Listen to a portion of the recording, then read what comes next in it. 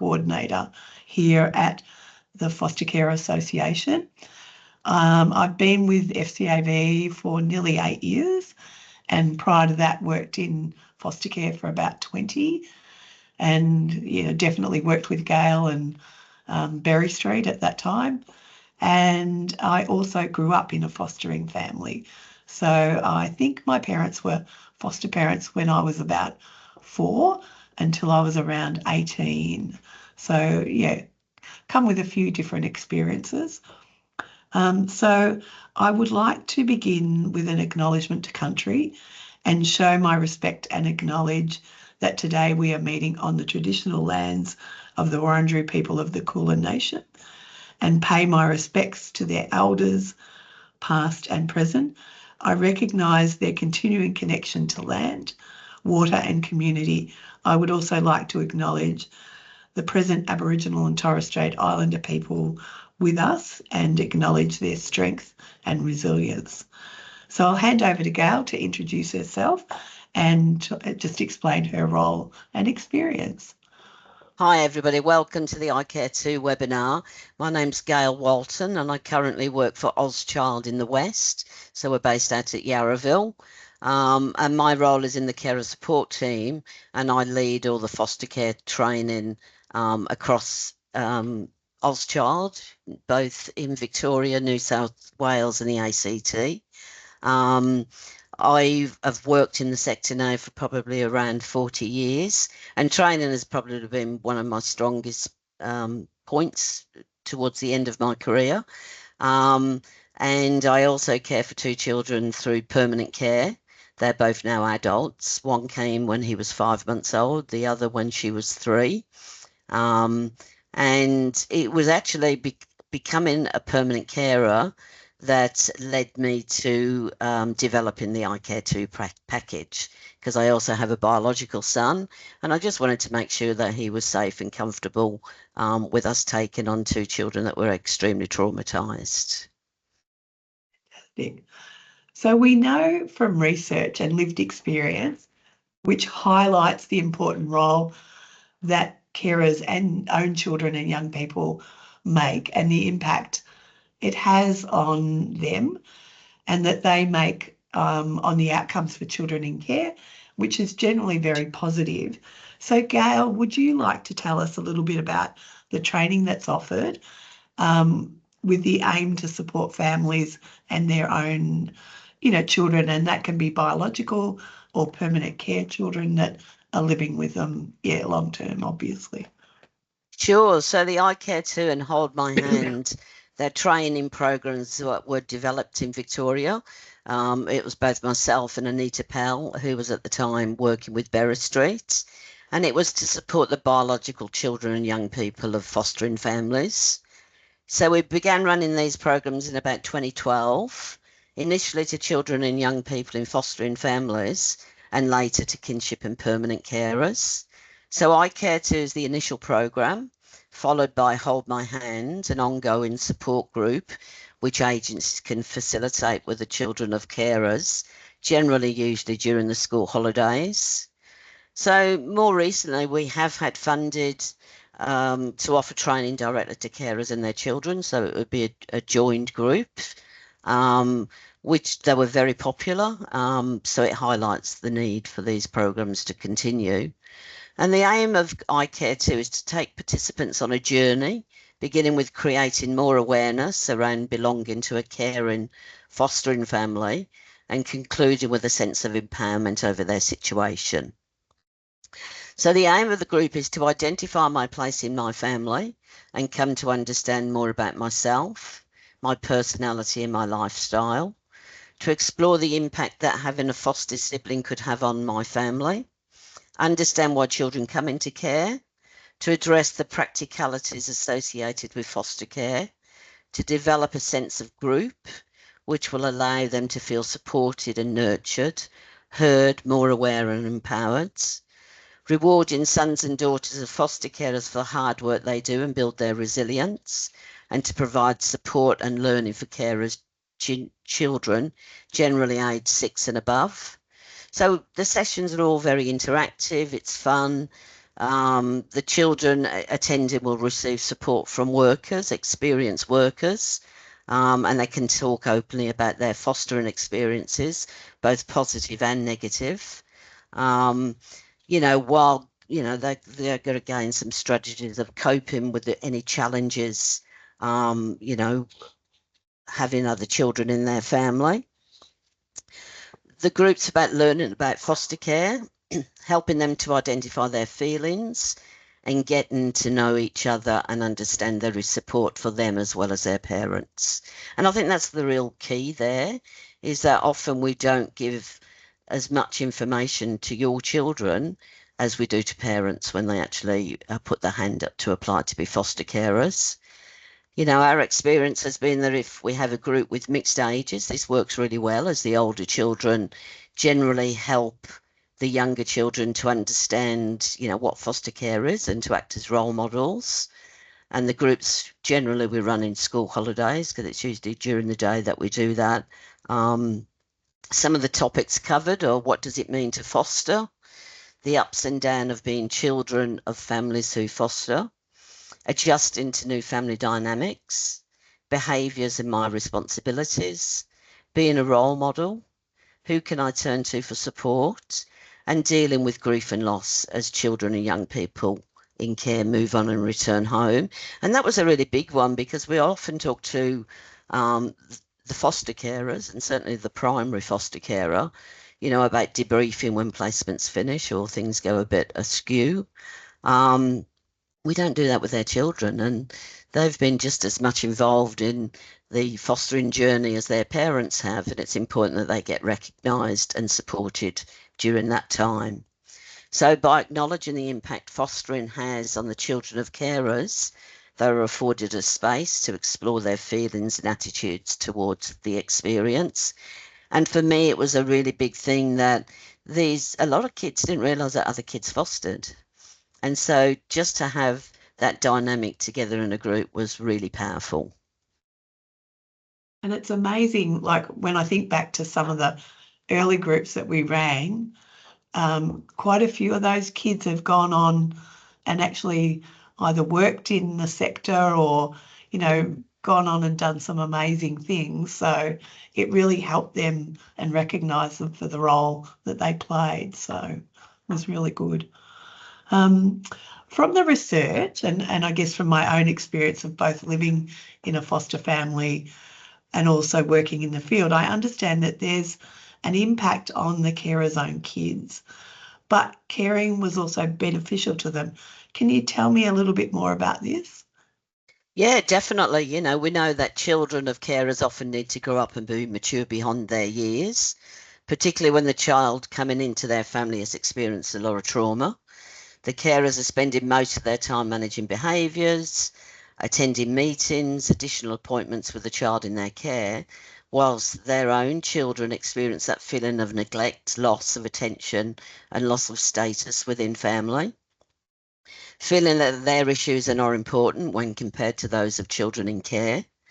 Many feel they're not acknowledged as part of the caring team. Each time a child arrives or leaves, they feel they have to renegotiate their role in the family. And when a child leaves the family, there is no space for them to express their grief. Can feel embarrassed by the children's behaviour, both, maybe in the community, out shopping, or if they go to the same school. And parents are unaware of their own children's feelings and thoughts about caring. So we know that they are role models to the children coming into care, helping the child to adjust, to being in a new environment and contribute to their well-being. As a child in care often feels more comfortable to talk to another child or young person, than an adult. And that can be really great at breaking the ice when you have a first new placement. It's fantastic in that way. And certainly, the benefits for birth children of foster carers is they learn to share. It's an important life skill for everyone, and it helps kids form bonds and friendships. Not only is this great for birth children, but it also goes a long way in helping foster kids feel welcome and part of a loving family.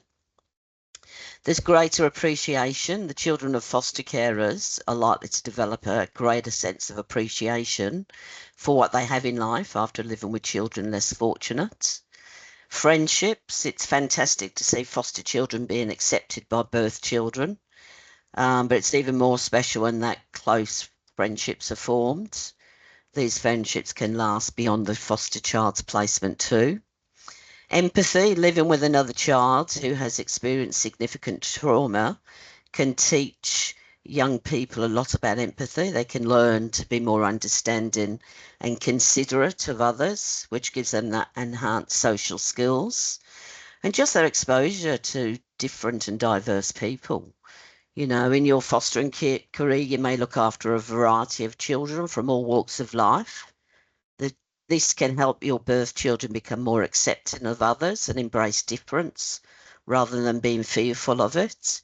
You know, and that's anything from race, religion to sexuality and identity. You know, meeting people with different views and outlooks is a great impact on fostering on birth children. So, you know, your children will really gain a real sense of pride in being involved in creating those positive outcomes for children in care. I always say that when you raise a child in a fostering family and they're exposed to the many challenges fostering brings, you'll raise a better human being. You know, my son was 6 when we took our first permanent care placement, and he's grown into being the most kind and compassionate young man. And I definitely think it was because he was exposed to lots of different challenges that his peer group wasn't being exposed to. And he's really developed a real strong emotional intelligence too. Which is wonderful, isn't it? Yeah. So, and I know that I benefited from, I was the eldest in my family, and I was able to see how some of the kids that came into our home really fitted in and blossomed. And, you know, I did take pride in that and, you know, knowing that I had helped a little bit. Even the research that was conducted in 2007, which is not that long ago, but by Young and Yunes and Harp, found that despite the challenges, children stated that fostering made them better people, expanded their understanding of the complexities of life, and gave them a deeper appreciation for their parents. Many studies also described how fostering had a positive impact on the personal development of biological children. And there's quite a few studies, Claire, Spears and Cross and Watson and Jones, going back to 2002. And for example, in one Australian study, children indicated that they had learnt empathy for foster children, including how to be patient and tolerant with their difficult behaviours. So that was really amazing to see that happen. So thinking about that, Gail, what can the parent or the carer do to ensure that their own child is being supported? I suppose the really important task is to include your child in the decision making, you know, especially at the beginning of a placement. Mm. You know, talking with them about becoming a caring family and why some children need a temporary home where they can feel safe, loved, and cared for because they are unable to stay with their own biological family. Mm. You know, and obviously that needs to be done in an age appropriate way, depending on your children. And when a new placement is being referred to you, discuss potential behaviour that might be challenging, you know, due to the experiences the child might have had in their birth family. Consider what the child has experienced prior to coming into care, what trauma they may have experienced, and consequently how a child might behave. This might include talking with your children regarding different parenting techniques you may use with a child in care. That might be different to how you respond to your child. You know, as we know, many children, once the honeymoon period is over, will start to test you and your family where challenging behaviour will appear, which may impact all family members as the child learns how to trust and feel safe. Ensure you talk with your child about the potential behaviours and challenges and what impact this might have within the family, seeking their thoughts and concerns, you know, who they can rely on for support, and the importance of being a role model and welcoming a child coming into your care. And ensure you have conversation regarding who they need to come to if a child discloses uncomfortable information or asks your child to do something they are not comfortable to do. I think that support network is really important. Mm. I think if the foster child is attending the same school as your child or children, it's really important to have a meeting at the school and seek a person within the school that your child can go to if they feel impacted or are experiencing any bullying from their peers because of the behaviour of a foster child. Um, it can be really quite embarrassing to Mm. see some of the behaviours out in public. Um, so it might also, educating their peers about the impact of abuse and neglect on behaviour with the child still learning to be with other people. And I know we did that when we took our two permanent care children, and they were pretty challenging. And it was observed quite a lot by peers of my biological son. And we actually went in, when you used to have show and tell and that type of thing, we actually talked to the kids about what, caring was all about and what it meant. And they really took a lot from that. It was really quite interesting. And it's also vital that you regularly check in with your child to see how they're coping and travelling during and after the placement. Be aware that many feel that they can't ask for support as they know the child in care is needing, so much of your time and energy, and thinking that their needs are not important. They also may resent the fact that the child in their care is sharing their toys, clothes, whatever that might be. So I think it's important that, if kids have special things, then get a special box and put their special things in. You can develop a box like that for the foster child too, as they stay longer in your family. What toys can be shared and what toys are special and want to be kept, just for themselves, I think is really important because, we expect children to share just like that. And yet, if I asked Deb if I could share her car, I don't think she'd be very happy with me. But, I might consider it. yeah, that's right. But, most agencies, if the carers who are in this webinar today have backpacks available with, Yes, yeah. basic items in. There's a number of charities that provide those backpacks for free to carers. There's the Big Group Hug, backpacks for Vic Kids, buddy bags through the Alana and Madeline Foundation. And they've just got a variety of bits and pieces in a child might need when they first come into your home. Some jammies, some socks and jocks, toiletries, a teddy, a Mm. blanket. They're all age and gender specific. So, that can certainly help. And sometimes the FCV also have some of Yeah. those resources too, don't you? Yeah, we do. And like we tend to bring them out when we're running, something like a cultural day or something like that. But we do have them if anyone needs it. We can Mm. usually pass them on. So that's good. We haven't got any questions so far, so might just keep going, do you think? Mhm. Yeah. Um, so Gail, how do you create a safe place for children and young people to be able to talk about their feelings, concerns, thoughts, and any challenges of foster care that they might be experiencing? I had a carer that each night when she was putting her own child to bed, she would check in on him and see if there was anything he was worried about. Um, and I know this really helped him because he had struggled a bit in the early days. And he was able to open up and talk to her about, with honesty about, how the placement was going. So, yeah, so Mm. you got any other ideas around how to create that safe place to talk? Yeah, sure. I mean, obviously, communication is the biggest thing. It needs to be Yeah. open, and kids need to know that they can come to you at any time if they've got any concerns. But, from research, it stated that in order to improve your child's capacity to cope, was having the opportunity to discuss their concerns and feel that these are listened to. Primarily this is with parents, but also the opportunity to express opinions with the case manager is also available. I think it's really important that caseworkers do check in with carers' own biological children. All foster carers are involved in annual caregiver reviews, So ensure your children are given the opportunity to express their views, concerns, and to be heard during those visits. You could also set up a regular date night like you do with your partner. This ensures you have one-on-one time with your child to talk about any issues or just to connect and have fun. Another is to set up a regular time to catch up with all family members and have an open discussion about what is working and what is not. And this could just be over the evening meal at the dinner table. Yeah.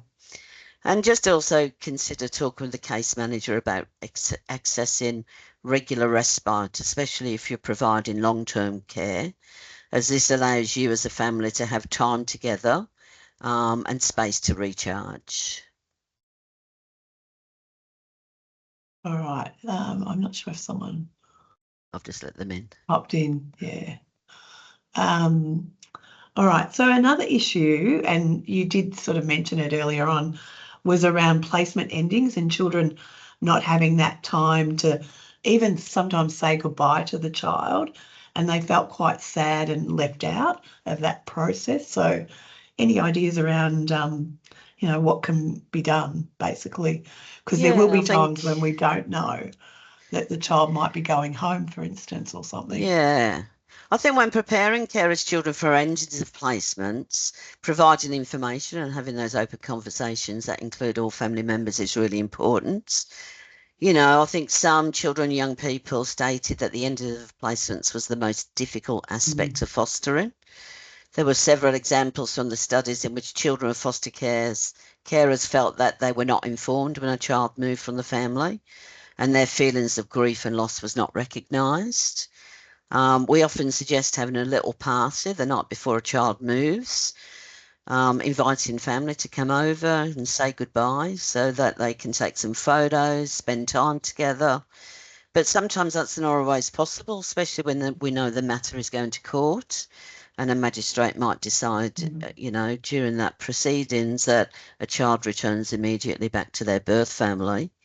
So I suppose doing that life story work and involving your own children in that too, throughout the placement can really help because you can send the foster child home with a photo book of things that they've done in that family, but also your children can also have a copy of that book too.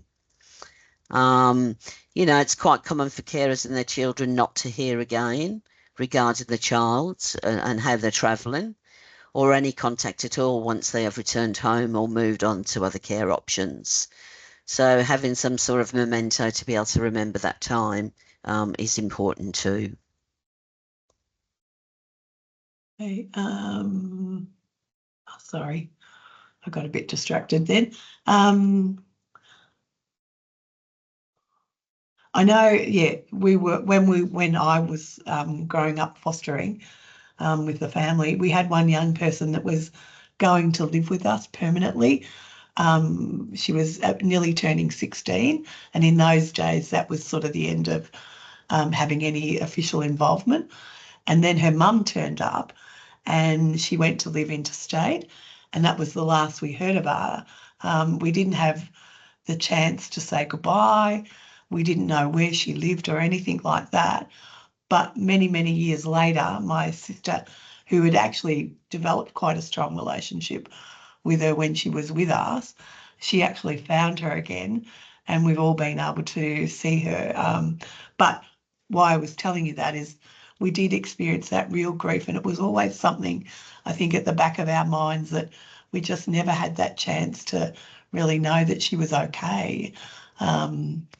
She did actually end up, I don't think it was an easy journey going back to live with her mum, but she managed, she was very resilient and did really, really well and was very happy. So that was a good thing. So that was my little bit, but And I think the other opportunity is for you as a family, for carers and their children, to really get to know the caseworker. Invite yes. them around and spend time with them so they understand you and your family's needs. If your child knows them, they can also talk to them about any worries and work together out a solution for things that might be happening. or explain why a child's in care and their behaviours, can help them better understand. And I think when I think of experience, of running the I Care 2 groups, we had quite a mixed bag from, Yeah. very young children to 17-year-olds. It was fantastic the way together they navigated some of the challenges that they'd had in their family.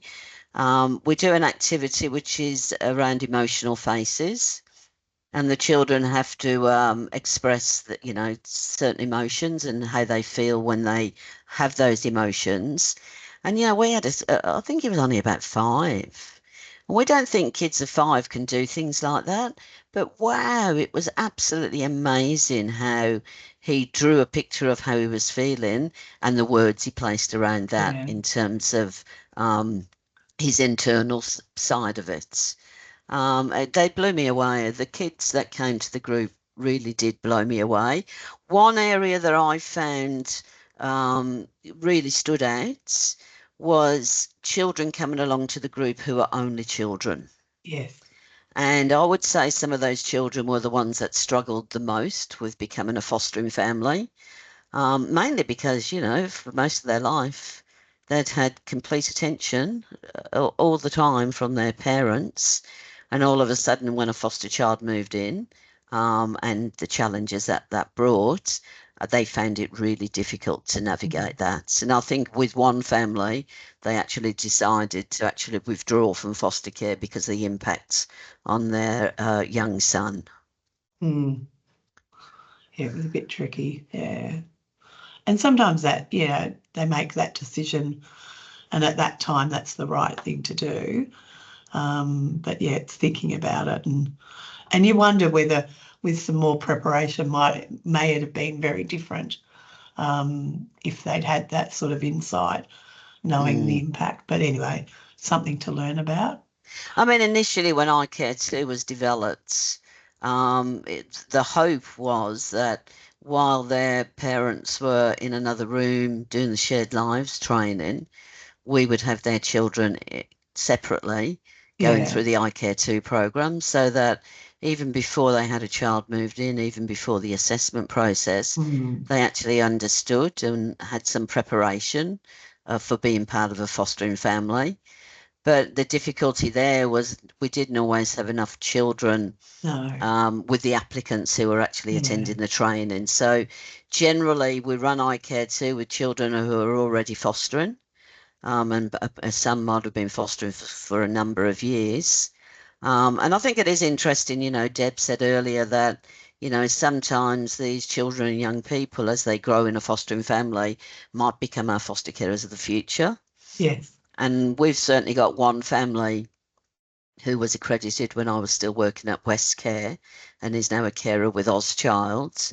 And I've actually trained and assessed 3 of their adult children now. Oh, wow. Oh, that's amazing. Yeah, Oh, that's so good. Yeah. yeah. So they Because provide all sometimes the it's, respites. yeah, they'll go the other way. No way. But Mm, yeah, it's interesting because my sister actually became a carer, but only did it for a couple of years. But she's the only one out of all of us. So, but yeah, but quite a few of us have worked in the sector. So yeah, it's interesting. So, and the other thing I think, if you can, really like talk to your worker but or the agency about, do they actually have a support group?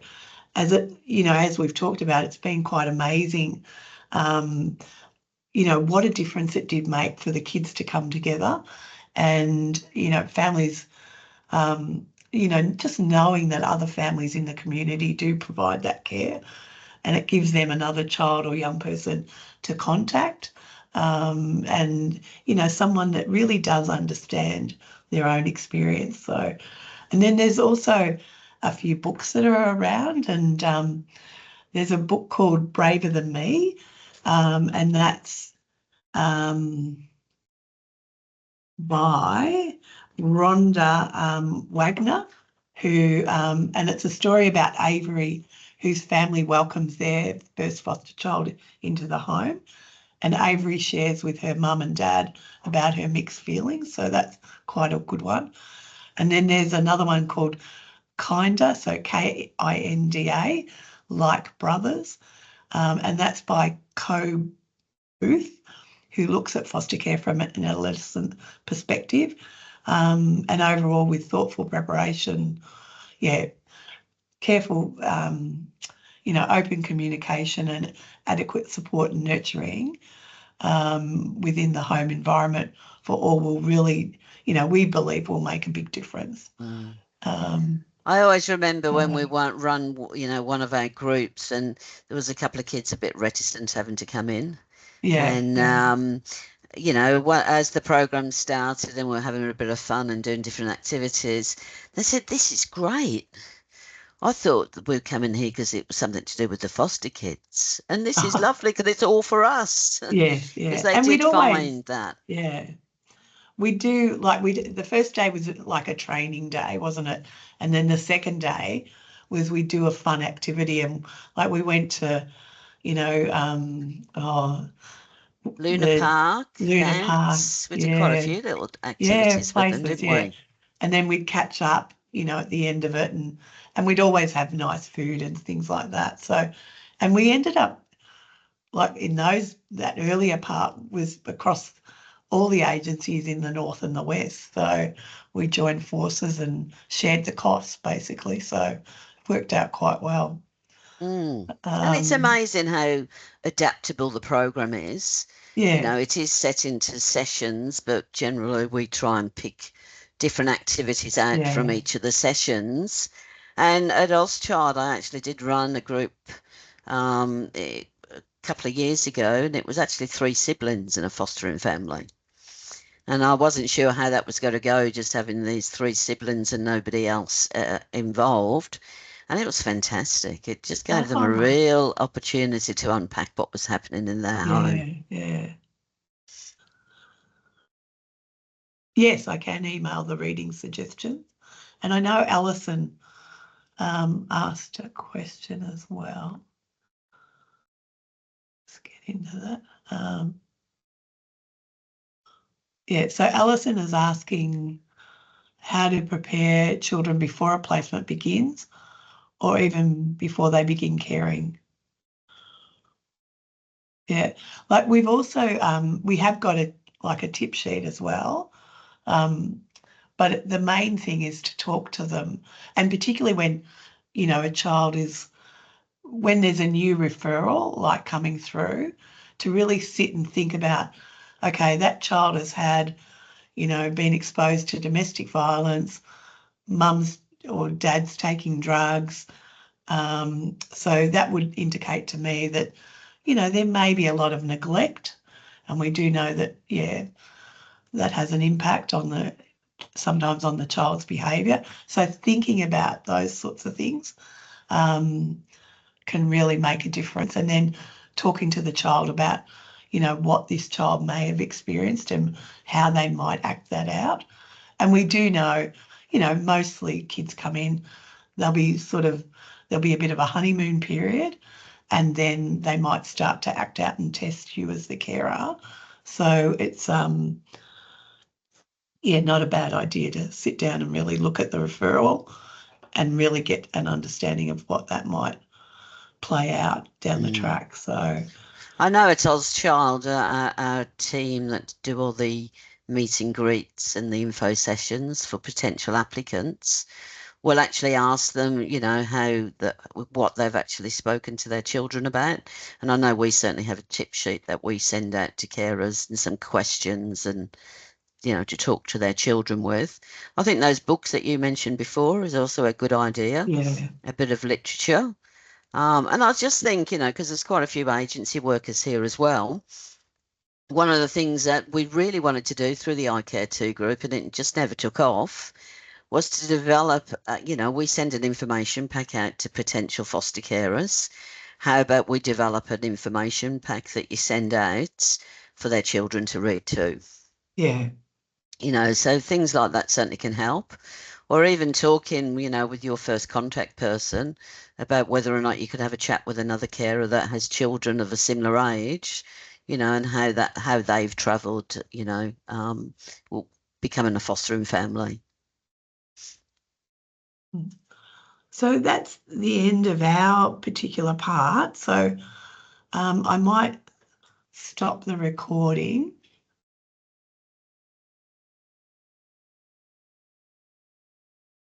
And then we can open it up to everyone.